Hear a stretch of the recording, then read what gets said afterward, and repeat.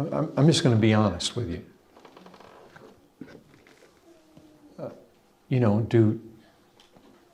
Do I hope there is double cream in the refrigerator when I get home? I do. Do I hope that a certain football team in the United States might win this weekend? Yeah, I do.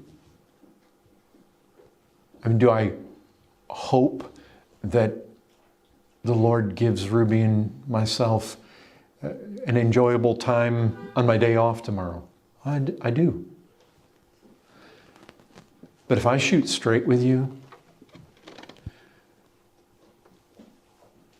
I would give up all those things in a second. But there are some things that I hope for that I would never give up the hope for. I want to see Christ.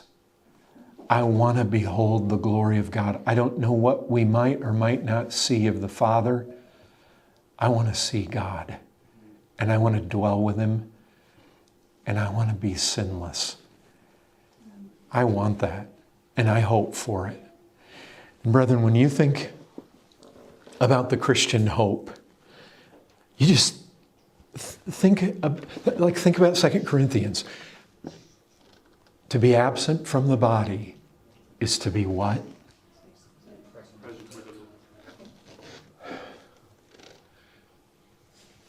Can you imagine the moment you see Him? It's not going to be like Isaiah 53. When you say, oh, there's no form, there's no comeliness. You're going to be floored. There is going to be such beauty that it will suck the breath out of you. Do you know what Scripture says? Scripture says, in your presence. See, it's not just you're going to see Him. In your presence is the fullness of joy. Do you hope for joy? I do. We all do. But it's the basis upon which that's hoped. People can hope for it in all the wrong places. Here's the thing. Christ made me. And He made me to be this bundle of desires that we all are. But you do recognize He's the one that designed us. He designed us to be ravished and overwhelmed and awed by Him more than anything else. You recognize that when we are glorified, we will be in such a state where we are designed to absolutely have our joy pushed to the outer thresholds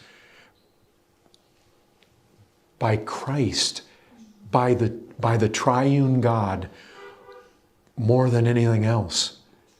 There will be a satisfaction. In His presence there is a fullness of joy, and at His right hand, pleasure. This is the Christian hope.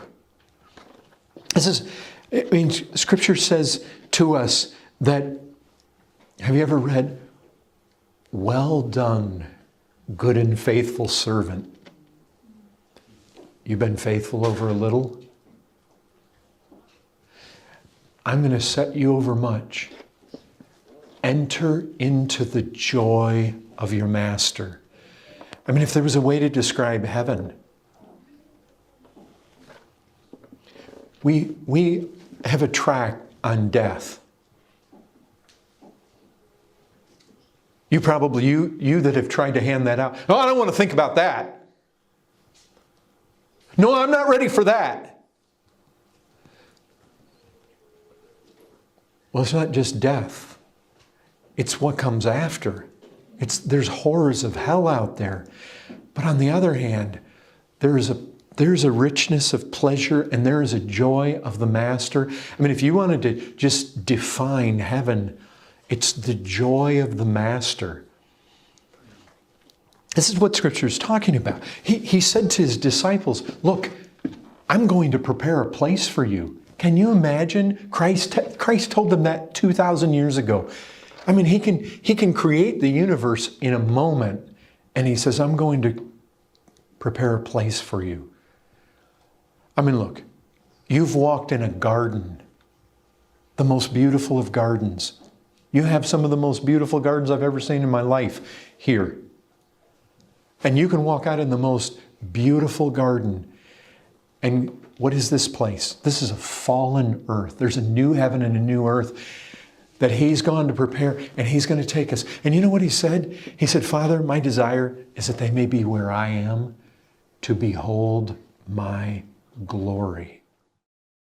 This excerpt comes from the full sermon, Taking the Helmet of Salvation, Our Hope, in which Tim considers how the hope of final salvation helps us in the present in our battle with the kingdom of darkness.